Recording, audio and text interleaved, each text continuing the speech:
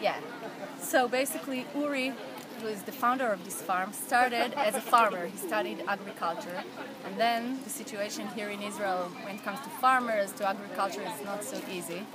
You don't make any profit, and most of the farmers here are struggling. So 11 years ago, 12 to 11 years ago, he changed his farm into a tourist farm. That's what he does until this day, and he's pretty successful. Thank you. Here in the corner of Israel, we're here in Moshav Talmei Yosef, and we're about 7.5 kilometers from Gaza Strip, 7, 8, and about 8 kilometers from the border with Egypt.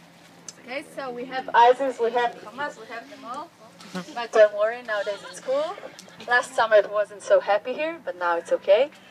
So guys, I understand it's your first time probably at the Salad Trail, right? So the Salad Trail is basically not a commercial farm. By that I mean everything you're going to see today, the fruit, the vegetables, we don't sell any of that. Everything here is for visitors like you. We have about 50,000 a year, 50,000 visitors a year come to see how basically you can bring life into the desert. So you've been to Ben Gurion's grave? Yeah. And you remember the vision? What was his vision? Develop the desert. Turn it green, basically. The Negev used to be an oasis, used to be a desert, and now it's an oasis. What's the definition of a desert? I'll give you a hint. Very good. Less than 200 millimeters of rain per inch on the ground every year. So in this area, our area, we have about 120 millimeters of rain each year. Okay? This is the amount of water in Tel Aviv. This is Tel Aviv and this is us. And yes, do you know what are we growing in Tel Aviv? Buildings. Buildings. And here, from this area comes most of the fruit and vegetables. From the Negev area, this whole area, we are here, but also from the Arava, most of the fruit and vegetables. So I'm going to try to show you how we do it today. So we'll go between greenhouses. In each greenhouse, I'll give you a brief explanation. And then the fun part, picking and eating right from the stem. So, just before we'll start, is there anyone who has allergy to bees? We have here about 10 kinds of cherry tomato. We have the cantaloupe, which is not ripe. This is just example. And also baby cucumbers. So guys, why do we grow the tomatoes or anything in a greenhouse? What are the benefits? Bugs don't get it. Bugs don't get it. Very good. You can control the environment. Control the environment. Yay. Perfect. Preserves water. Preserves water. Very Protection good. from the elements. And you see the plastic over here, silver plastic. So underneath there is black pipe with little holes, and basically it has different pressure. So you can give the plant the exact amount of water, the exact pressure, the exact time it needs it, and therefore you can save water. So it's Israeli invention and it's famous worldwide. Guys, when we took the tomatoes out of nature, we should also When was it? I think about 40 years ago. Not sure. Yes. Basically purifies the water, and the water now are as pure as drinking water. The only reason we don't drink it yet is that in this process some of the minerals are left out. So it's not as good as drinking water, but it is as pure as drinking water. And about 70% of the 60% to 70% of the irrigation water here in this area, in the Negev area, comes from Shafdan. And now let's get to the tomato.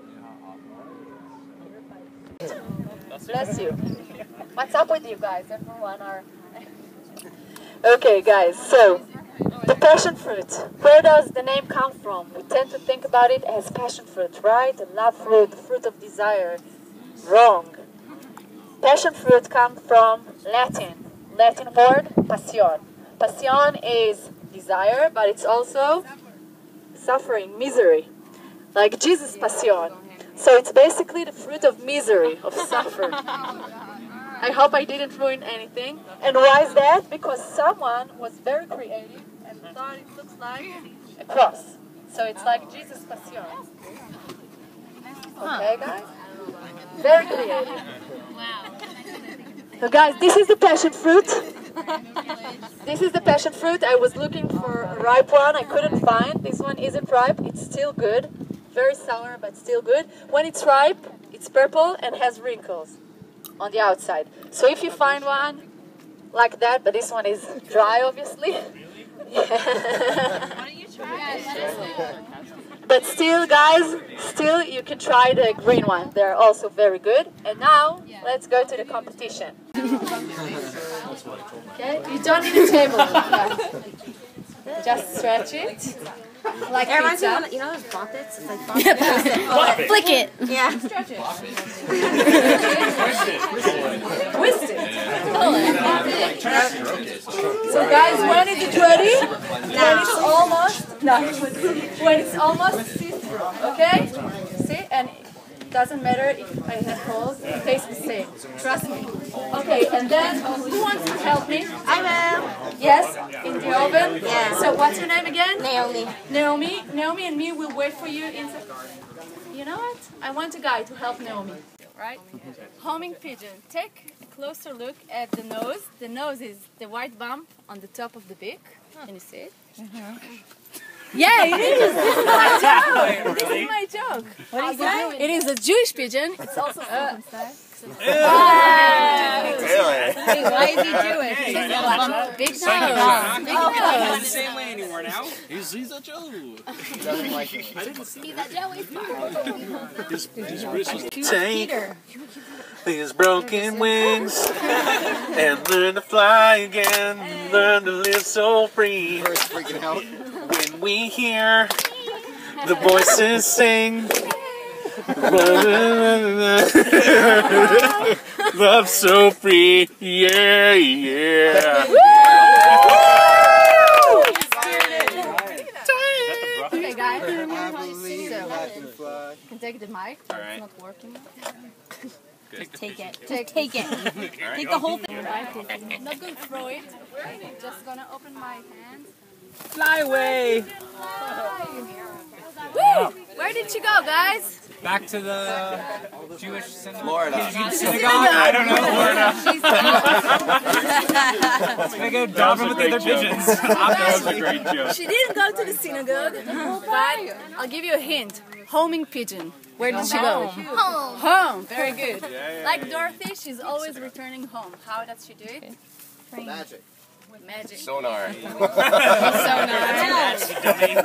So it is something with the Jewish nose. It is something with the Jewish nose. So guys, basically, the pigeon is born with little pieces of metal inside of the nose. Okay? Once she's hatched from the egg, she has these little pieces of metal, and these little pieces are arranged in a certain way according to the magnetic field of the earth. Whoa. So once she's moving away, these little pieces, like a natural compass. Once she's moving away from home, these little pieces starts moving and itching her and knowing her and showing her the way home. Like a compass always showing the way north, her compass always showing the way home. And only when she's home, she'll feel comfortable again, and the little pieces will again arrange in the same correct order for her. And guys, we didn't do it here in Israel or in this farm. It's Mother Nature, it's God, their anatomy, whatever you want to call it. So this is how they work, and that's amazing. Basically, people were using this ability in order to send messages. Have you ever heard about it? Sending a raven. Sending what? A raven. Carrier pigeons. Send a raven. So this is, for example, this girl, for example, is Uri. I told you, this guy, the owner of the farm. So this is his aunt. She was one of the soldiers in the IDF. We used to have like a Jewish, not a Jewish, but a pigeons unit. Okay, and they brought pigeons to the Negev in 1948 when it was a war here, and this whole area was under conquered. So this is Uri's aunt. She brought pigeons to the Negev, and they sent messages from Tel Aviv to the Negev and the other way around to ask for help, whatever. And guys, if I want to send from the Negev a message to Tel Aviv, to the commander in Tel Aviv, what do I need to have here? A bird born in Tel Aviv. A pigeon that was born in Tel Aviv, right? And the other way So around. cool. If I want to send a message from here, from Tel Aviv to the Negev, I need to have here pigeons that were born there. Very good.